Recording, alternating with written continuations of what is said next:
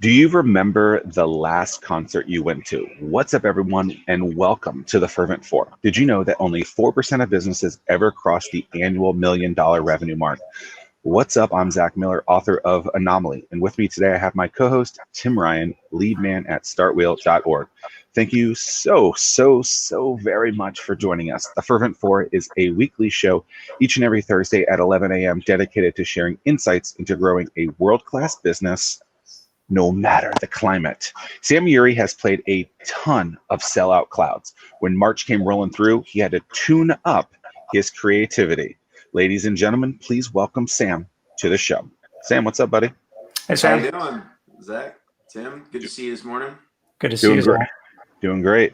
So I'll start with this. A lot of times we talk about Tim's hair. We're going to talk about both you and I's hair to start this show today, Sam.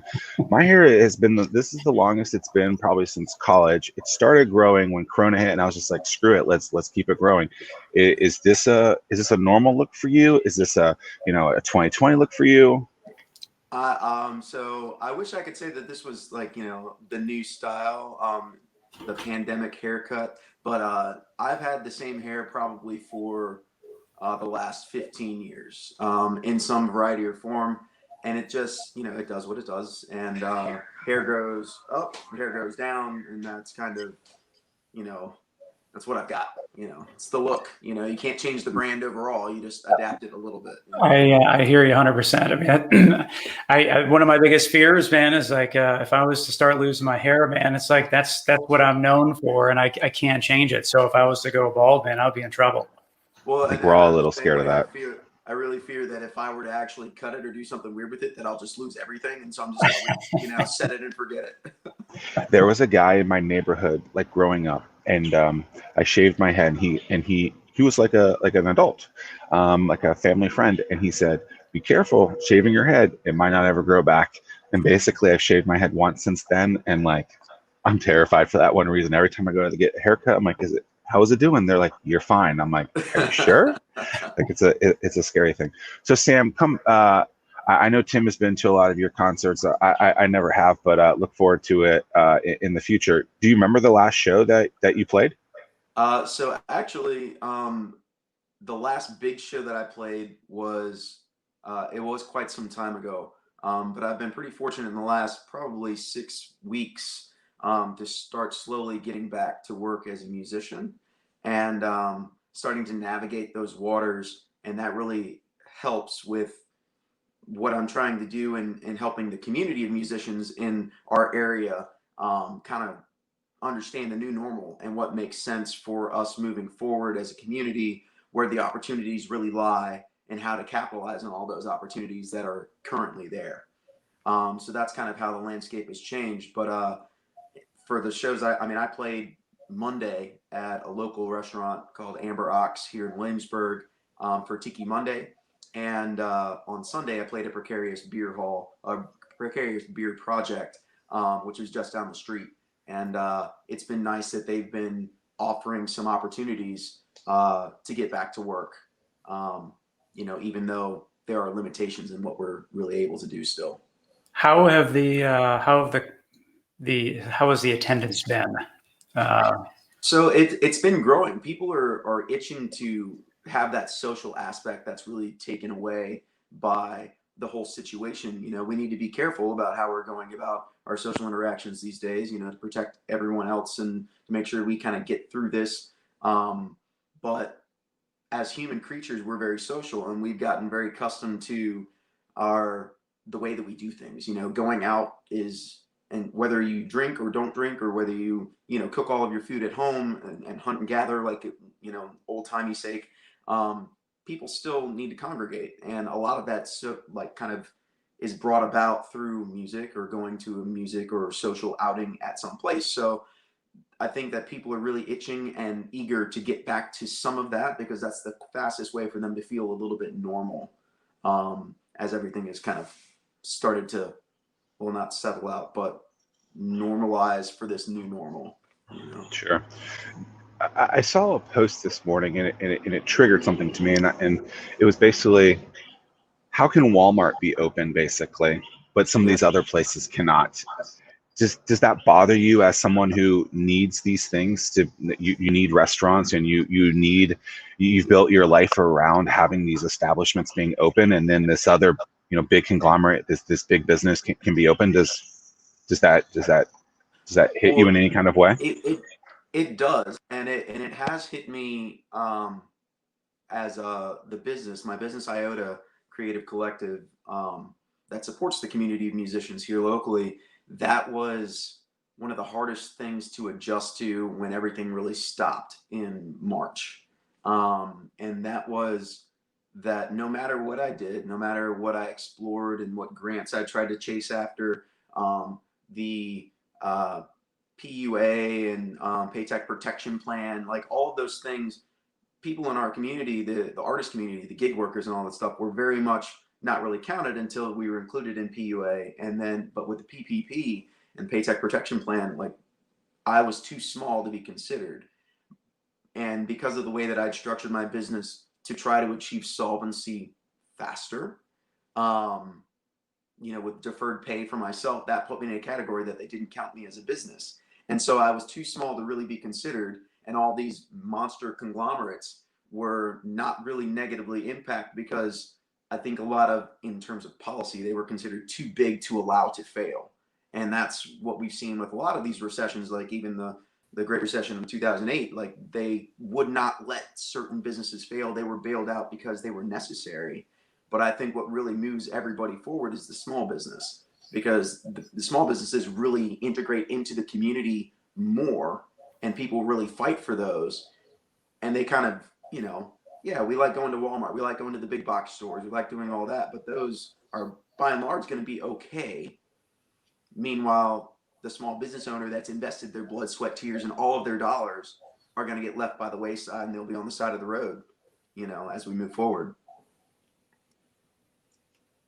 You're Zach, you're muted, but I'll jump in real quick. One of the biggest difficulties, I guess, for small businesses is constant change and not knowing what was going to happen, what the rule was today versus what the rule might be tomorrow, which is different than what the rule was last week.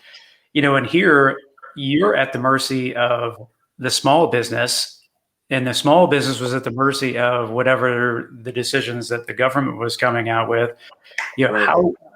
How was that for you? I mean, how did you even start to navigate through totally unknown waters? So it is.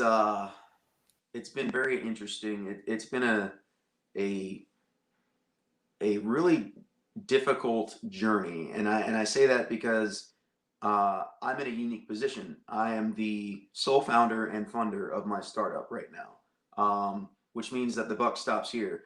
So I can choose to, because I work with mostly independent contractors right now, and I've done things to stay lean and stay agile.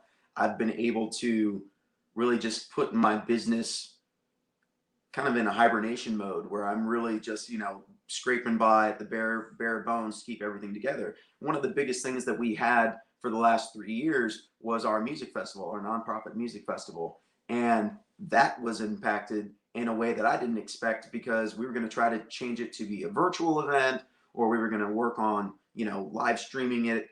And we still needed to have insurance for it. And the insurance riders now have a COVID clause, that if your event causes a super spreader event or anything like that, like you are going to be liable, and they won't cover you for stuff like that. So like those little changes that are like tiny little written into the passages and the underwriting of whatever policies you now have to consider.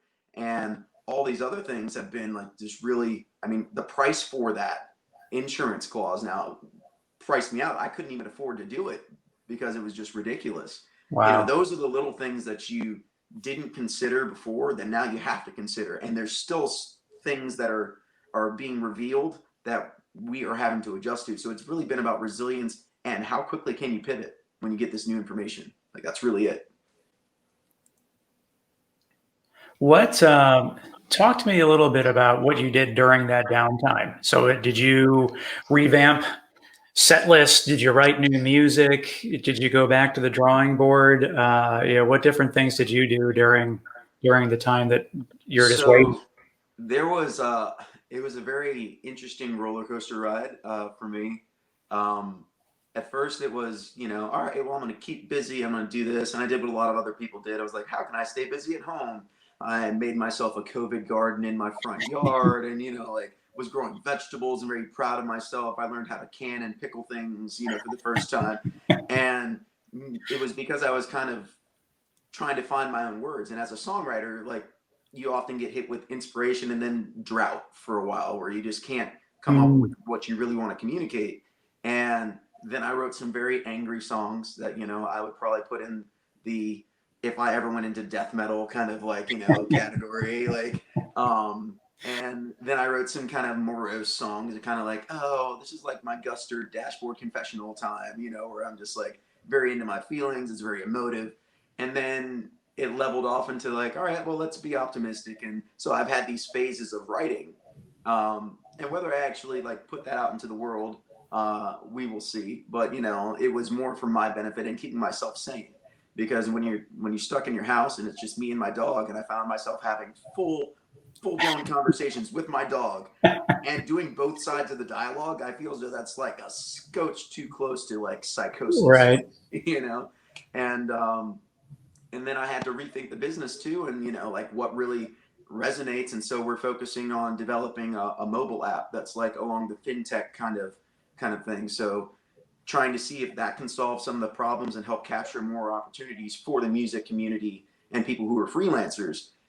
And the feedback that I was getting from them in the community was that would be helpful, but they're also craving more information, more education about what they can do to overcome these obstacles. A lot of them are financial, a lot of them are opportunity based. Like, how do you navigate that? How do you get into the streaming thing? How do you use a switcher studio? Like, how do you do all those things online that you really didn't need to know as a performing musician live, but now that's become something that you have to do to supplement what you do live.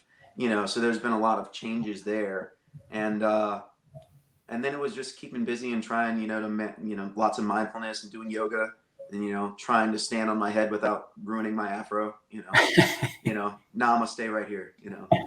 I dig that. Can you guys hear me now? Yep. Yeah. All right, cool. So it's interesting that I know we were talking a little bit about PPP and stuff like that, and from what I can gather from it, a lot of it was established for people who have your traditional payroll systems, and a lot of people in your world, it sounds like musicians and people that are contractors in this kind of way don't have traditional payroll ways, and so it sounds like there's frustration from those type of individuals who really desperately did need that money, who were receiving it and being, normal humans, normal business people of the world. Yet our state and our, federal government were creating opportunities for the people who we're not creating opportunities for the people who need it most in the world of where they actually use it. And so I know that was a frustration that I had sent to many people. I was like, sorry, I get it. Like, you pay yourself a lot different way. And so does that frustrate you that like the government, a lot of people in government have never owned a business, yet they're making business decisions? Because I think that it comes down to, that basic human need to feel heard and understood, right? Yeah. And like, if you choose to do this thing that people really appreciate, I really do believe that people crave the arts and music in general, like to get through their daily lives. Like, it's so integrated into everything you do. If you're a content creator, you use music in the background. If you're having an event, you have music. If you're having a rally, you're having like intro music and outro music and stuff to keep people entertained. It's so much ingrained and interwoven into everything.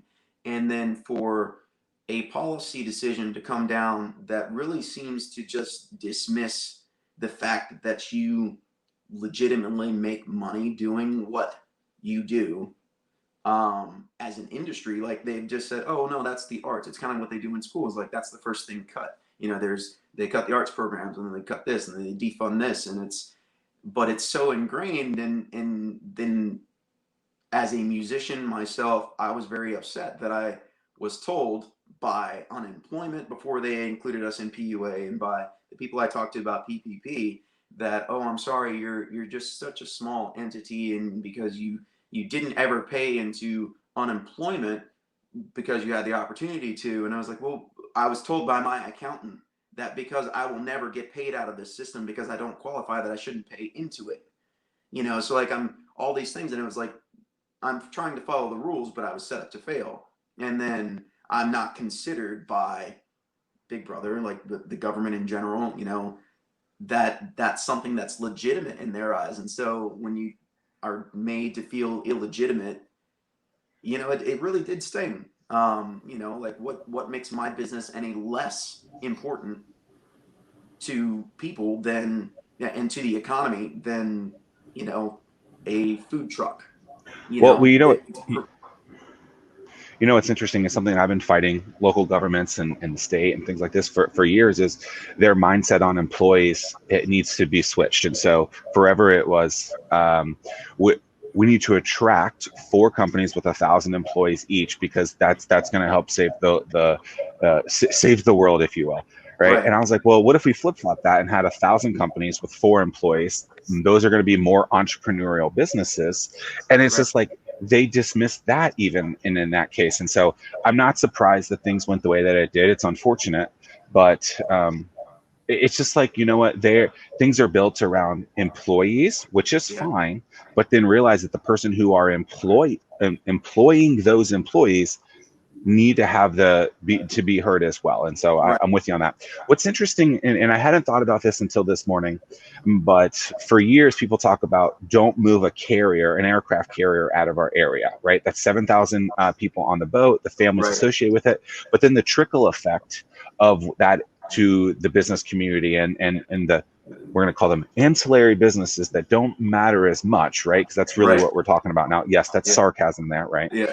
And so the trickle effect, because if you don't say it's sarcasm, then the internet takes it the wrong way, and they think that you're just like this donkey. And it's like, guys, sarcastic. Clearly, I'm sarcastic. So there's this trickle effect.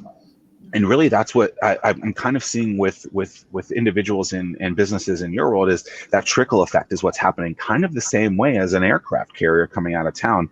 And so it's interesting that for years people have been saying, hey, don't have an aircraft carrier leave. And actually, it seems like maybe that aircraft carrier did leave, and this is the effects of that. And maybe it was multiple aircraft carriers. Yeah. And that's just, especially in the music industry. I mean, that's just an industry that people aren't talking about. And it's a lot more than just the musicians that you see on stage. I mean, there's sound guys, and there's lighting guys, and there's people constructing stages, and there's so many people that are behind the scenes that, I mean, they're hurting right now. And until you mentioned it, do acts like the Kenny Chesneys or Luke Bryans, are they structured as LLCs where they're contributing in ways that they're, it seems like everybody is hurting right now. Yeah. Well, it's from the musicians that are like me, that are very much ingrained in the local scene, to the hobbyists that do it maybe 1 or 2 shows a week, and it's not their full-time job, all the way to the people who are like, the ones who've made it, who are going on tour and all of that. Then their tours got canceled. Like everybody who was a part of that, from the gaffer to the stagehands to the lighting guys to, front of the house sound, back of the house sound, everybody that was going to be staffed by these tours, they all got shut down. And when the tours got shut down, they went home with no expectation of when they would get back to work, or if they'd be able to collect unemployment, because again, the gig workers, as the gig economy, as they tried to, start talking about it. And I was really excited when they started talking about it with PUA. They were like, oh, they're going to consider gig workers now in the big, like, part of the economy that they really need to worry about, because there are so many movers and shakers in that, it's not just the performer that you see on stage, it's everybody else that makes it happen. And I think the unfortunate thing that I've discovered is that the government doesn't ever really count all those people as the industry that they should. And if they're not counted, then they're not recognized. And if they're not recognized, then nobody really considers the impact that that's going to have. And Tim, we've talked about impact a lot, you know, like whether it's like decisions and policy decisions and business decisions, really, for me, it comes down to impact. What is the impact that this decision is going to have for my business, good or bad, for the ecosystem that I'm an actor in, good or bad, like, and try to analyze that before I make any pivot, and not considering those impacts in general, the ripples from each decision that we make. Right. You have to try to like predict what is going to happen. Is it going to be just a ripple, or is it going to be a tsunami that destroys and, you know, something in industry, and it needs to be taken care of. You know, that's something that I wish more people would consider. Yeah, and to your point, I guess if you wanted to have your festival, or as headliners go out on the road again and they have to pay for this insurance, I guess really the only option you have is to take the cost of insurance and pass that down to the people that are buying tickets. Right. You know, so that's unfortunate, and that's something that people aren't necessarily talking about. I mean, I can't even imagine how much ticket prices would have to go up. Yeah. Zach, you're muted again. Yeah. But yeah, I mean, it's frustrating, and I know that you have ties back with Nashville. You spent some time there. So if you talk back to people in Nashville, are they still going through the same pain that you're going through? Well, I have, and a good friend of mine who I played with when I was in Nashville, and we wrote some songs, and we would go on little mini tours and things like that. And when I left Nashville, and he stayed there, but he's from Bay City, Michigan originally. And Matt, my friend, he plays on tour with a couple different major artists, and those tours got shut down. And so he's luckily been able to pivot and start playing regionally, you know, basically doing the bar scene and the brewery scene and the winery scene, and like, you know, all the small venues that I call them non-traditional venues, that are not just straight music venues. So he's been able to do that, but he's struggling as well. I mean, from the last conversation we had, and from what I've been able to glean, you know, everybody's in the same boat everywhere. And Nashville was shut down, just like, you know, most states have in some form or fashion. And, you know, then we turn to online platforms, right? We turn to doing the live streaming shows. And I did that during my time off as well. You know, weekly I would do an online show. And now Facebook has made some decisions to remove a lot of music from their streaming and video content. And their rationale for that change wasn't fully explained, but I believe, being in the industry, that the reason that they did that was probably that people had switched to that medium for finding music, listening to music, and it was probably the PROs, you know, like ASCAP, BMI, and CSAC, that were seeing people getting paid for doing covers online, you know, and the payments are going through Venmo and PayPal and things like that, like the fintech apps that everybody uses in their daily lives. And these PROs were not getting royalties for copyrighted music because they can't track the money, because they don't have access to it. And Facebook wasn't going to put a stop to it. And while I don't have confirmation, that makes the most sense to me, is that they were kind of like, hey, well, we'd like you to stop doing this because we're not getting our piece of the pie. And so Facebook has changed the rules for both Facebook and Instagram. And as a musician, I'm still trying to understand exactly what that means, because several of my videos with my own original music that were online, I had to take them down because they threatened to completely erase my whole page if they found music that did not belong to me, or that I could not prove belonged to me. And so you're going to get those trolls that like try to find non-copyrighted music and claim it as theirs just to get artists out of the system completely. You know, like there's a whole lot of like, it's a weird world right now, you know, and trying to deal with that and navigate that. So now we're having to go with like YouTube Live only, because they basically, the Facebook rules, we don't really understand why they're doing it and what rules we want to follow so that we can still engage that community of users that we found as a tool throughout this whole process. You know, it's very strange. Mm-mm. Yeah. So like, everything, yeah, I do. It's and everything. Ultimately, as time continues to go on, everything is coming down to dollars and cents. And right. when, as we were talking earlier, as the big box stores and companies start feeling the pinch, it's amazing how things can change. Right, and how quickly. I mean, it was very quick. They told us that I think I got an email saying that content creators new rules were coming down. Maybe I think it was like middle of September, and all those changes were going to go into effect October 1st. And so, I mean, if you're not paying attention, you might get hit and wonder why all of a sudden your account gets removed. And several artist friends of mine also got flagged and their entire accounts removed, like deleted from the system, unrecoverable, because they didn't respond to an email in a timely enough fashion that Facebook had given warning that their original music, they couldn't prove, like the little bots couldn't prove that who the owner was, and so it was copyright violations. And then because the artist didn't respond in time, they lost their entire following and their page and had to start over. Wow. And it's just like, why would you do that? Like, that's a horrible business decision, because you're ostracizing this group of people in a community that thrives on a lot of that, especially to get through what we've been through over the last 7 months now. And it's just, I don't think that they really thought it through, but I think they were focusing on the dollars and cents of it. That's wild.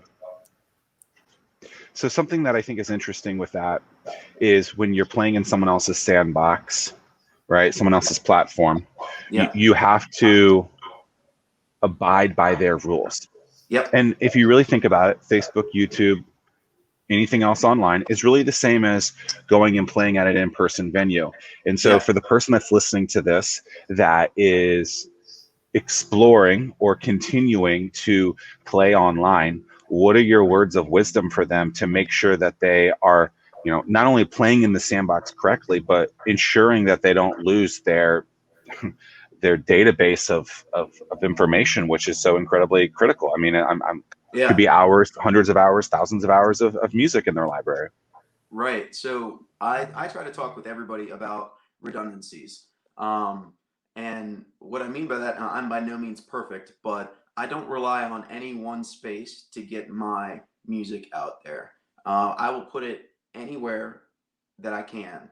YouTube is always a good place because as the page owner, you can, unless you are in clear violation, and you can always appeal, and YouTube's been very easy to work with, you can overcome that. But having a landing page is like my number one recommendation, because if you have a landing page and you have your videos that you've recorded with whatever means that you want, you can always find a video player plugin and redirect people to your landing page. You own it. It is your box. When it comes to the live streaming, that's something that's still kind of in the air. I know that some people had pivoted to doing some paid Zoom like music performances where they're like selling tickets to get access to like a Zoom show. That may work for some people, and then you can do whatever you really want to on the Zoom call within their regulations, I guess. But so don't rely on just social media like the standard ones like Facebook and Instagram. Rely on YouTube, but also have your own landing page that you can guide people to. It's like, hey, so I'm going to be doing a live event on my website. Go to my website because you are the domain owner, and what you put on there, and it's gotten so much easier even with the template. Like you can go to Squarespace or any one of those and build your own website and use templates and widgets and plugins to basically drag and drop all of these things, and you are the owner. Share with us what your website is so that viewers can get in touch with you. Yeah, so www.sammyleemusic.com for me as a musician, and www.iotacreativecollective.com, and that's IOTA creativecollective.com. And we've got some new stuff coming down the pipe, but all this information I'm trying to compile and make sure that we share. Like I'm going to be posting a lot more of this and all these articles. A lot of it really does come to, do you understand the rules of the game? Like if you're playing, you can play in somebody else's sandbox, as you said, but you have to understand the rules of playing there. And you also need to make sure that you've got your escape ladder ready. Like you have to have your escape strategy, you know, because if that goes down, what do you have to take its place? If you're having to start from scratch, you're going to lose opportunities. And in today's environment, losing opportunities is not a viable business option to anybody. You have to capture every single opportunity that you get, because if you don't, well, you're leaving money on the table, and somebody else is going to grab it, you know? It's oh, go ahead, Zach. So when you're talking about collecting information for people, you're bringing people to the website and stuff like that. One way that I would encourage any musician or any business owner that's trying to find ways to reach out and communicate with their clients or listeners, viewers, whatever, is to also be able to have a call to action on that kind of website that will be able to communicate with them as well. So on top of the things that you were saying to do, have your own video uploaded on there so that it's in that player. Also have like something on there that says, give us your email and we'll tell you when we're playing next. Something as simple as that. Then you can communicate with them directly, so that if Big Brother comes around again, you can find a platform that you can communicate with them directly. And I've always encouraged people, like, yes, go on all the platforms, do all the things, but realize you are playing in their sandbox, and they will change their mind as to what they want when they want it. And so sometimes platforms like live video, sometimes they don't, right? And so, but if you have that, if you can actually tell me who is listening, who is that person, and then you can take their information and say hello to them, and not just post something, but actually like get in their inbox, wherever that inbox is, one-to-one.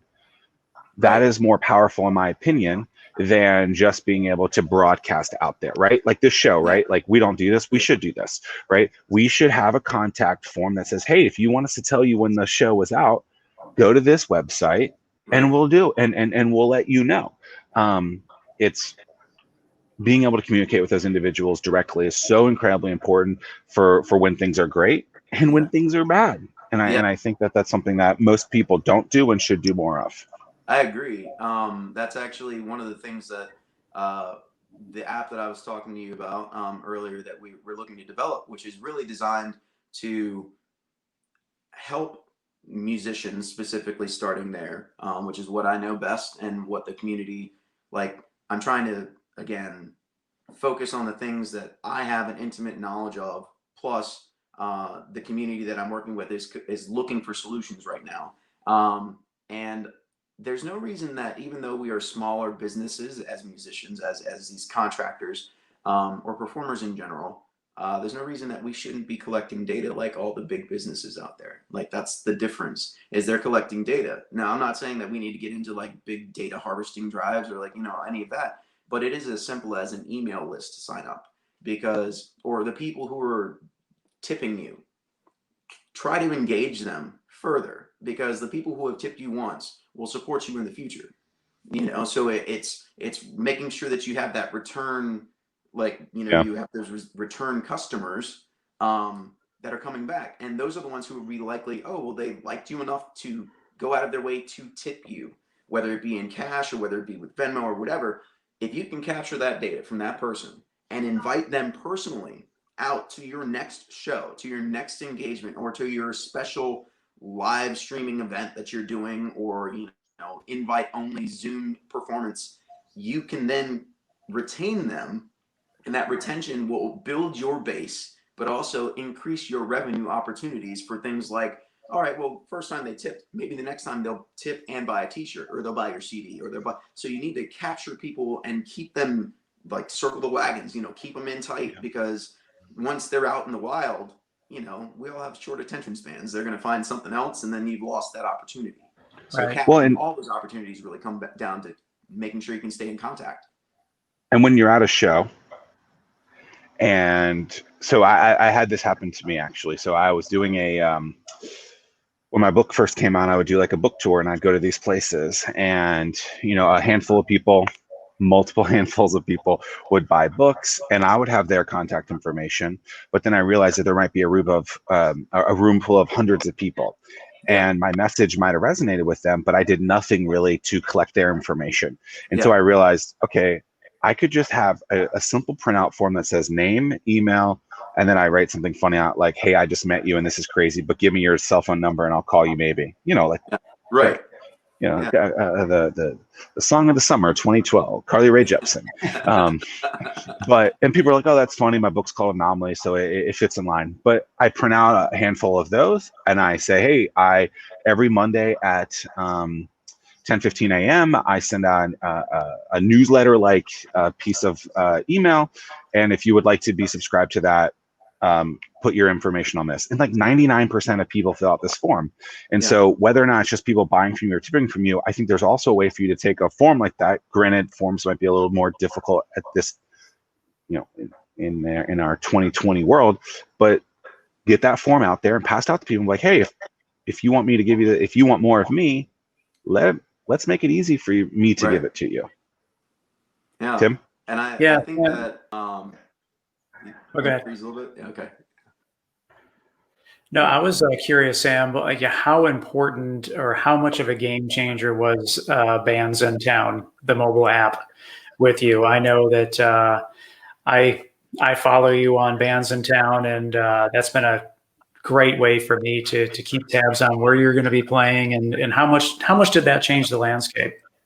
So I think it made it easier to make sure that that people who wanted to follow you could do that. But it also helped me out because the integration of Bands in Town with my website, I only have to put the schedule in one place. I don't have to put it in multiple places. I would love for it to be integrated further with my Facebook calendar, because all that has to be inputted specifically and by itself and all of that. But it was a game changer, and it's like any other tool. You have to make use of the tools that you're given, and the opportunity is what you make of it. It would be, one of the things that I think, with talking about capturing people that you may have resonated with, like what you were saying, but the forms. I think there's an easy way to do that now, and it's all tech-based. It's a tool, right? Everybody's got a phone with a camera on it now in their pocket. QR codes and NFC, that's a technology that can be used to streamline processes, right? So it's all about the length of transactions and how many clicks to get it done, right? That's the opportunity that you have to capture that data. It has to be quick. It has to be easy. So if you think about it, and you end up with a QR code that just says 2 questions. Hey, did you enjoy this? Yes or no? Cool. Do you want to learn more about us or stay connected with me? Yes or no? Boom. And it automatically does it. There's no, oh, let me type this out. Because most people will get apathetic because they're like, oh, I'll do that later. And then they forget. Right. Yeah. So it's all about trying to capture all of those opportunities as well. And so like any other tool, Bands in Town kind of led me to thinking about how I could use other tech tools and other things to make sure I stay connected. I'm better prepared to capture information or to give my information to people. I can just give them that link and just say, hey, by the way, my link to my website's on there, even my social's on there. But the information that you want, the meat that you ask me for, is right here in the forefront. And it's interesting, Zach, I know you have not been out and about as much as other folks, but it's amazing the resurrection of the QR code with COVID, because now, Zach, when you go to a restaurant, they don't pass out menus. There's a QR code that's taped onto the table. You scan that, and then you view the menu with your phone. Yeah. So it's interesting how technology is really kind of evolved a lot. But go ahead, Zach. You're muted again. Yes. But yeah, if you can capture that type of information, with folks, I mean, it's huge, and it's amazing how just really the big difference with big business and small business is their ability to respond faster. I mean, they have teams of people that can do this, whereas like, Sam, it's you doing it, or it's me doing it with Startwheel or my business, we only can go so fast, but it's just, Yeah, that's the part that stings a little bit. It's like we wish that we could move faster, but all that stuff is so important. I mean, they're doing it because it works. Right, right. And they also have, so they do have the human capital side of it, to like they have more bodies to manage all the different things, but also they have, it's all about the evolutions and like the generations of their thought processes and strategies. And so like each strategy that you have, unless you have to start from scratch each time, should build upon the lessons learned from the last strategy, right?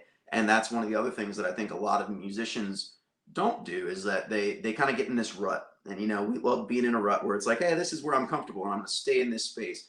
But if you don't get uncomfortable, you don't really learn. You don't struggle through some stuff, which is, I think, a lot of small businesses and musicians right now, they're struggling to get through this. But it's forcing them to evolve their business model. They're now asking me for like questions, like friends of mine, peers for years, who had no interest in the business side of music. They just wanted to be an artist, and they were a purist, as it were. They were just like, oh, music, I don't need to make money. This is great. Like, I'm fine. And now they're like, oh man, I should have paid attention. So Sam, what are you doing that's allowing you to be, more business minded in your career? And so having those authentic conversations now, people are really interested in getting the knowledge to take what they have now to the next level. So they're ready to grow. And that's, I think, an important realization for a lot of musicians, is like, take yourself seriously as a business, focus on the opportunities that you have in front of you, and capitalize on every single one of them. And if you don't capitalize on them, that's okay. Don't take it hard, but learn why you didn't, and then make sure that the next time that opportunity shows up, you capture it.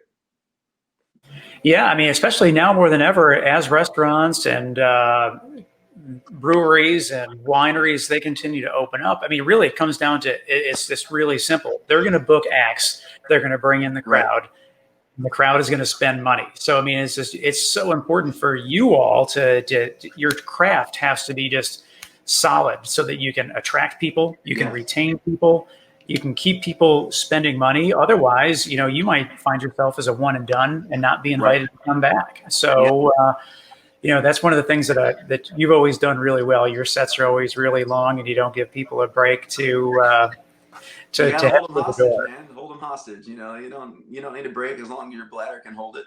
But man, I think the other thing too is that it's about people, right? And one of the things that I am very fortunate of is that I learned really early on in my music career that you can be of mediocre talent, but if you connect with people, the people who are in the audience, the people who are listening, the people who are hiring you, if you connect with them authentically, they feel like they know you, and they will fight for you. They will show up for you, and they will give you the opportunities. And then what you do, as a performer, that's icing on top. But people have to want you to be there, and they need to believe in you. And you need, so that human connection is so more important now than ever, because a lot of these opportunities, when people are going to be fighting for air and fighting for space, right? Fighting for these jobs. If you are somebody that has built these relationships already, it's going to be a lot easier for you to have conversations about getting back to work, but also continuing, like getting referrals from those people. Like when they're like, oh, well, we're looking for a performer, but somebody who, we don't want a full band, who can do the solo act thing and who's really good. And when people can say, oh, well, Sammy Lee is really good. Sammy does a great show and I think he'd be great for you. That's it, And that took me a while to realize how important just having conversations after, like, sure, we love to pack up our stuff, grab a drink, go home, after our shows. But if you take the time to kind of walk around, thank everybody for being there that you've seen several times, fan-wise, thank the management for hiring you and talk to them. Hey, thank you. How was everything? Was there anything I can work on? Asking for feedback. Like that, it lets them feel connected to you. And then when they're connected to you, they will fight for you. And that's what you really need. Build those relationships. That's powerful. As a business owner, how do you forecast the next coming months with such unknowns, right?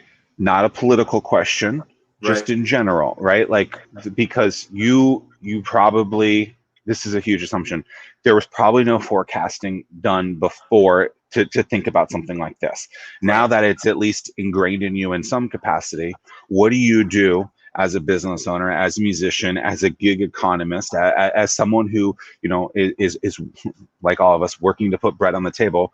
What do you do to forecast the future when, you know, because and as I'm asking this question, I want to put a little bit more context into it, but now there's extra things that you have to do to it, right? So I've been saying on this show many times something about like a COVID tax, where, you know, a restaurant has to come in and say, oh, well, we have to do this now, so therefore we can't afford that. We as a business can't afford this, so we're actually just going to add that tax on at the end of it. And I know Tim has seen at least one receipt with it now, if not others at this point. And so is that how you forecast? You just, as a business owner, you just add a tax on the end of something? Like, how do you forecast the unknown, even though things were unknown before? How do you forecast kind of the future of you as a business owner moving forward?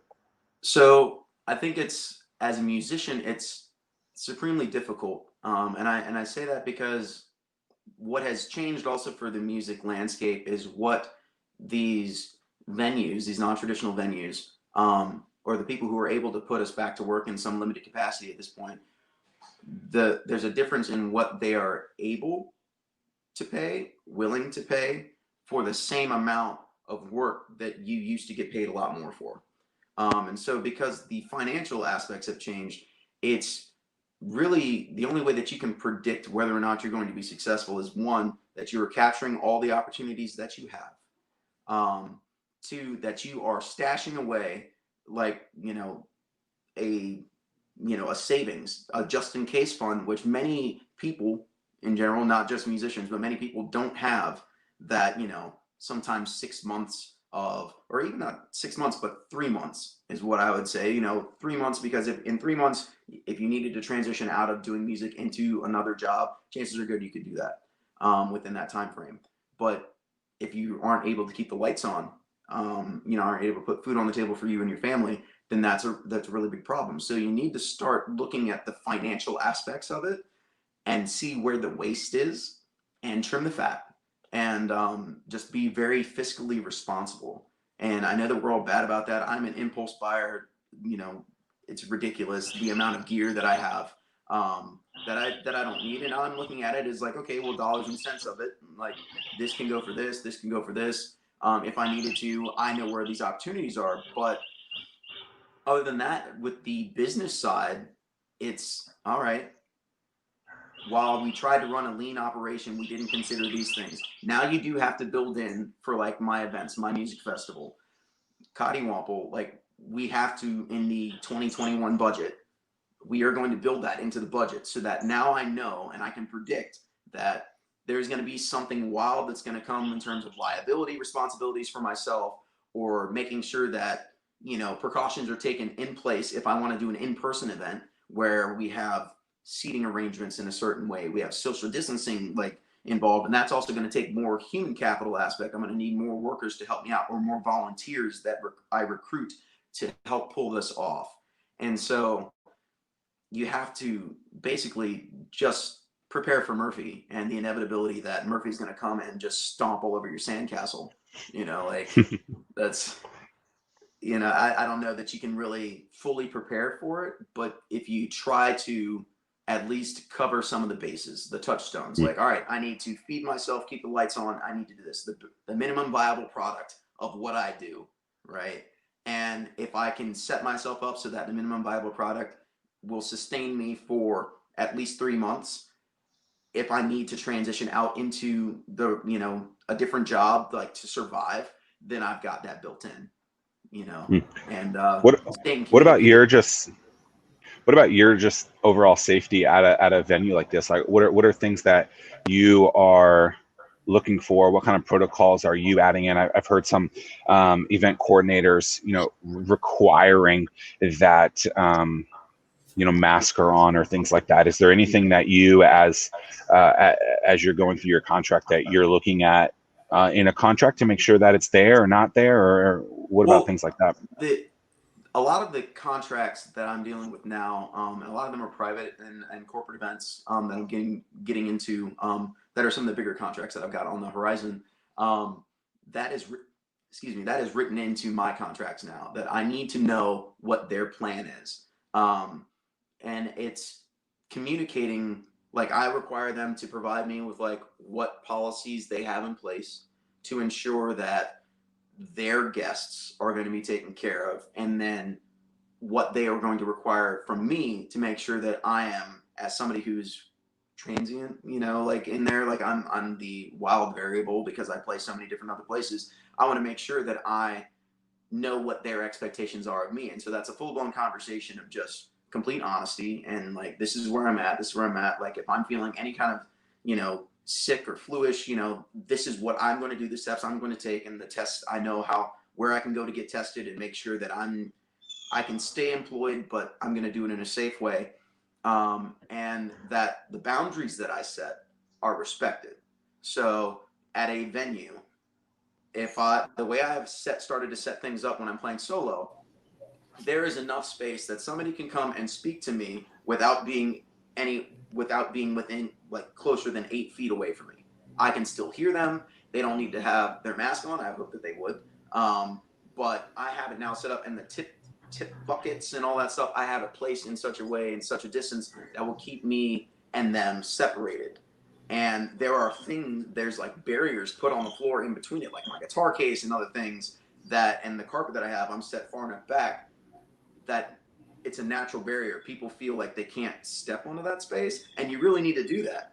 You know, if I need to go to the point where I've got stanchions set up and like a velvet rope, you cannot cross, I'll do it. I'm not scared, you know? You know, and you can do it cleverly as well. Like I actually stumbled upon, there was a local business that shut down, a department store, and I went in and I bought some fixtures as they were shutting down, right?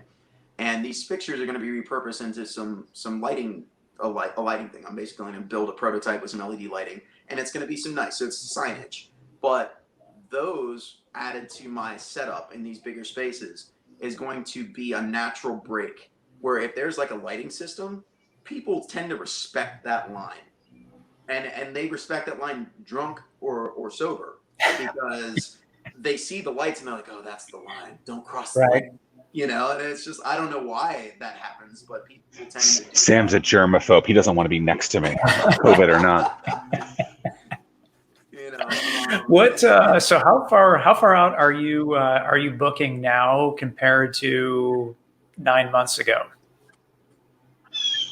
9 months ago, I was booked about 6 months out, sometimes a full 12 months for certain things. And I had contracts, you know, for a lot of the private events and corporate events that were, you know, sometimes 2 years out.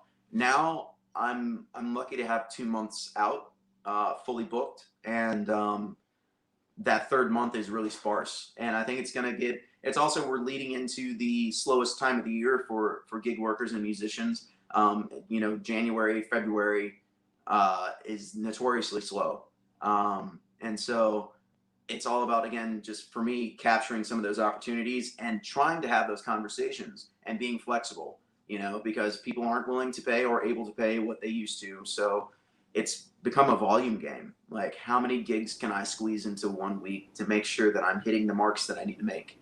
And then doing that in a safe way that doesn't destroy my voice or my fingers. You know, you have to make some adjustments. And so if I have to start taking some breaks because I've got doubled up shows for like a solid week, then you need to do that. But that also only helps you because the flexibility that you're willing to go, you have that authentic conversation with the people who are booking you and saying, hey, so this is the situation I'm in right now. This is what I'm doing. I can fit you in. This is how I'm going to do it. And they respect you a lot for, one, being honest with them about where you're at and what you need and what you can and cannot do. And then because you're willing to reveal that self, it's sharing vulnerability as a business owner, which a lot of people don't do. They try to put on the brave face all the time. But if I'm telling you the reality on the ground for me, and I think that it develops the rapport to a deeper level of respect of like, well, you didn't need to share that with me, but I really appreciate you being honest with me. Hey, let's see what we can do to make this work and make it work on a regular basis. You know, so then you're able to have those conversations.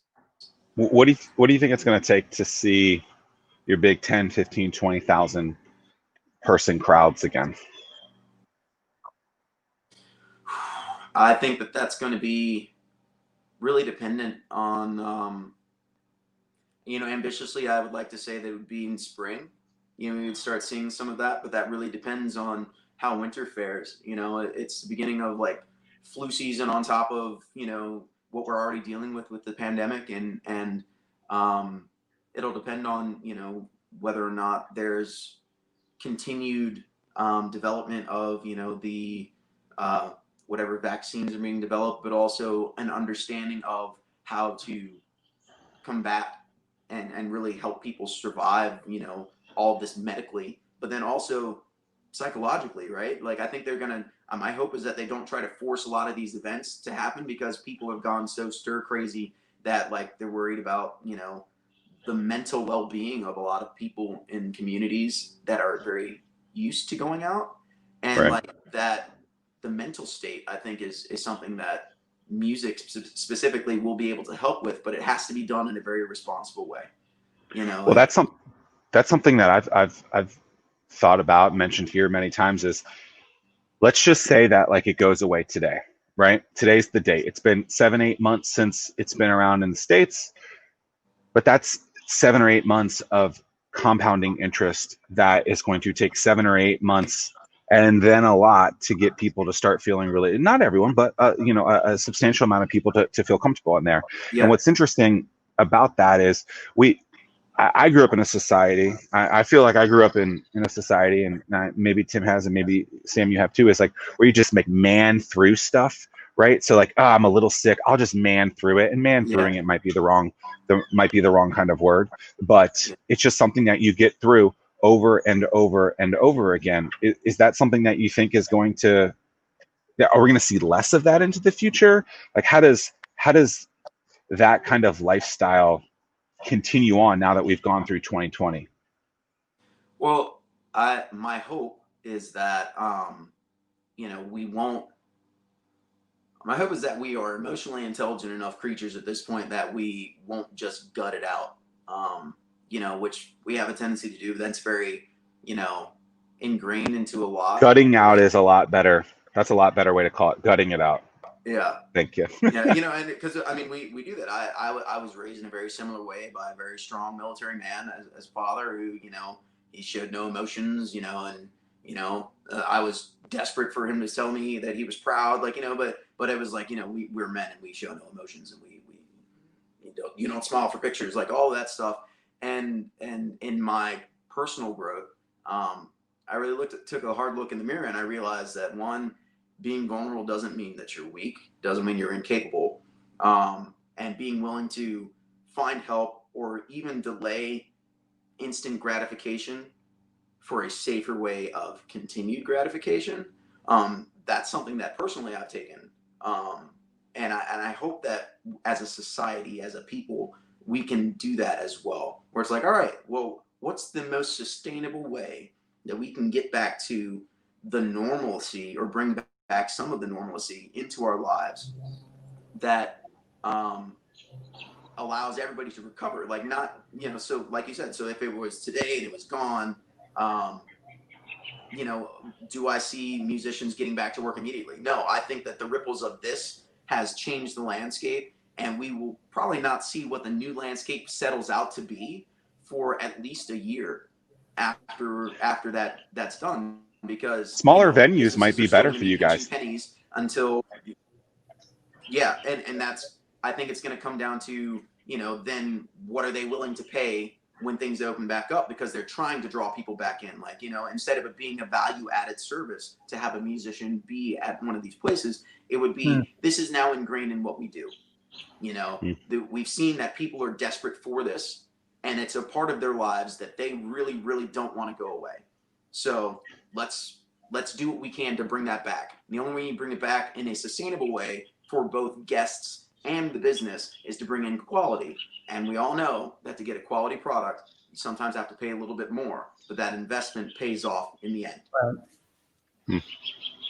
Do you think that the reason that what do you call it, gutting through mindset, do you think that the reason that's been explored more is because we've had a lot more voices, where throughout time we've only had let's just say a handful of channels to actually be able to consume, right? Access to a handful of ways. And now because we have a cornucopia called the internet, a cornucopia of things called the internet, we're able to see a lot more voices. Do you think that's why maybe stuff like this has opened up? You talked about meditation. I meditate a good amount. I think Tim does too. Like those were things that were just, I've used the word in the past, frowned upon.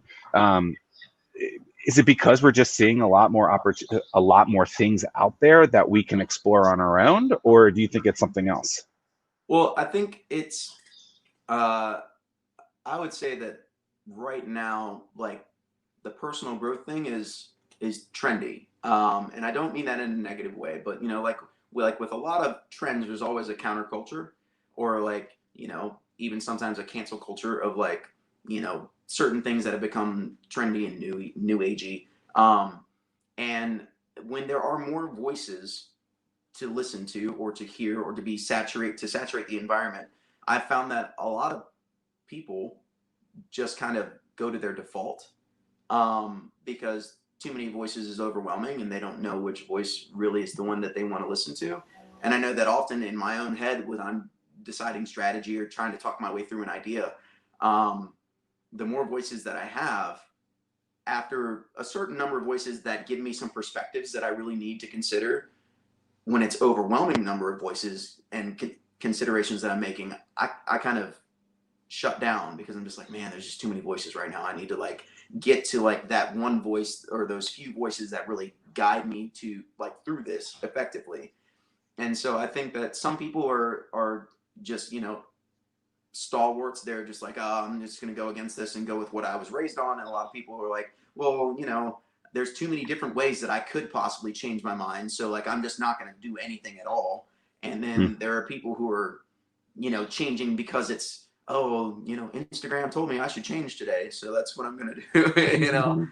That's funny. So I think that there's a lot of reasons as to why we're kind of seeing what we're seeing right now, and it all comes down to the fact that we're organisms that are under tremendous amounts of stress right now, just in general. And so it is nice that we have options though, where before it seems like it was a lot less options. Hey, is Lee your middle name? Yes. Okay. Yes. So that kind of takes away from my, I think, last statement comment. But as we're talking about voices and things like that, you don't go by your quote unquote given name. You go by an abbreviation of it. Granted, now I guess it is your middle name. But like, why do you go by Sammy Lee and not on stage and not Sammy Eure? So it's very strange, but Eure is 4 letters, and even when I was graduating high school, it was mispronounced when I was crossing the stage. 4 letters. Teachers that had known me for 4 years. And what did they call it? What did they say? They Eure.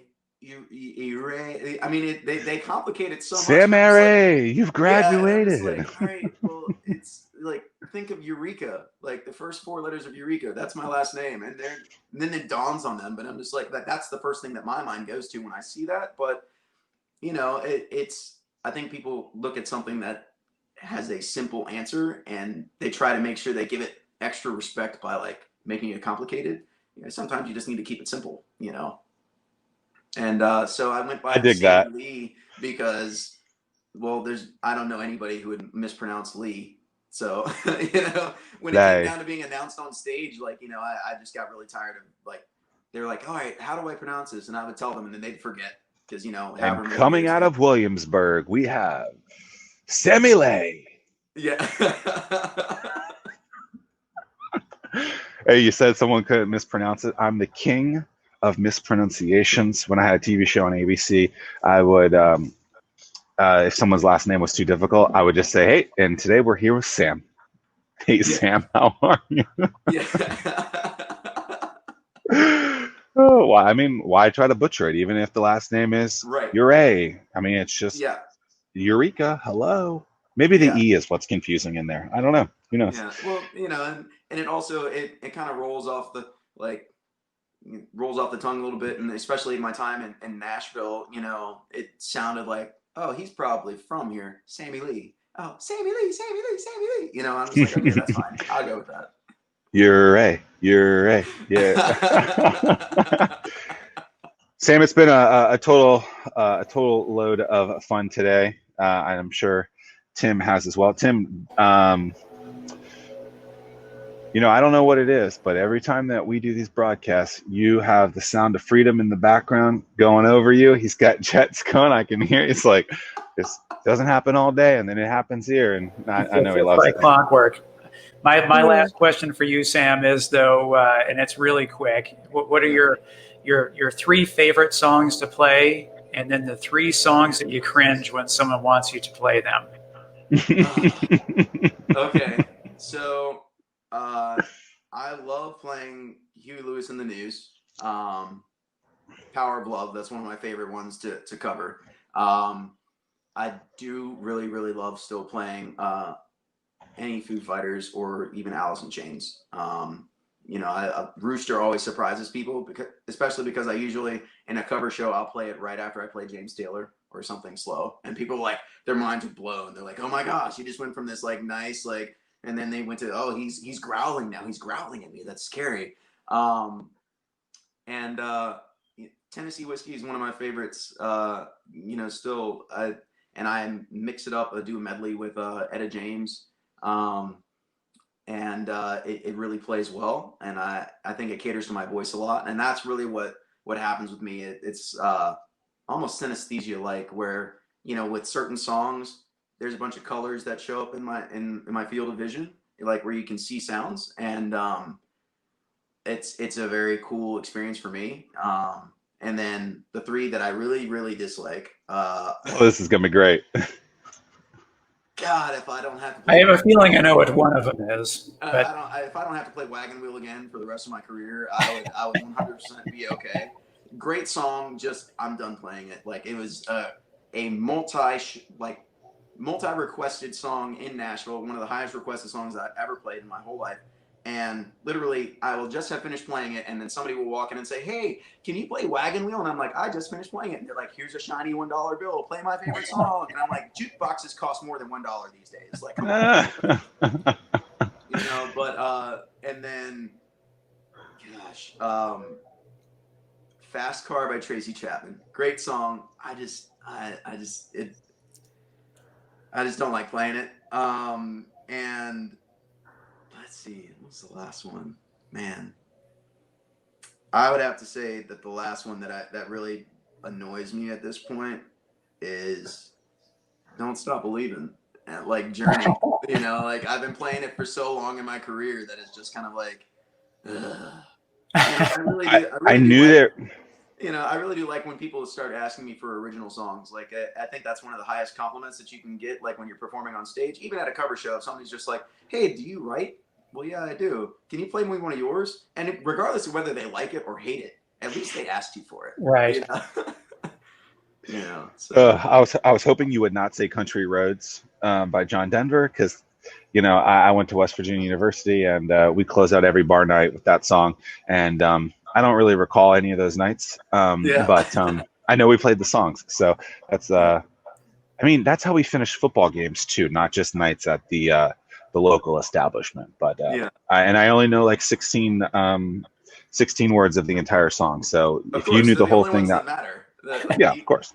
If I told you Country Roads, take me home to the place where I belong. Is that 16? I can't. That was a great guess by me if that's right. Yeah. Sam, I appreciate your time today. It's been a load of fun. Looking forward to seeing you at the old establishment whenever I feel comfortable enough leaving without my mask on, getting out there. And I learned something today about QR codes and menus, so that's pretty interesting. Yeah. There you go. But best of luck and continued success to you over the coming weeks, months, and years, and looking forward to a wonderful future for you. Yeah. Thank you so much. It's great to be here, and thanks for having me. I appreciate it, guys. Yeah. Tim, No, just urging everybody, urging, go check out Sam. It's your local establishment when he's around. It's a great show. He will not disappoint. I've seen you many, many times, and I look forward to seeing you again soon. So please head out there and support your local musicians. Love it. Until next time, we'll see you guys soon. Peace and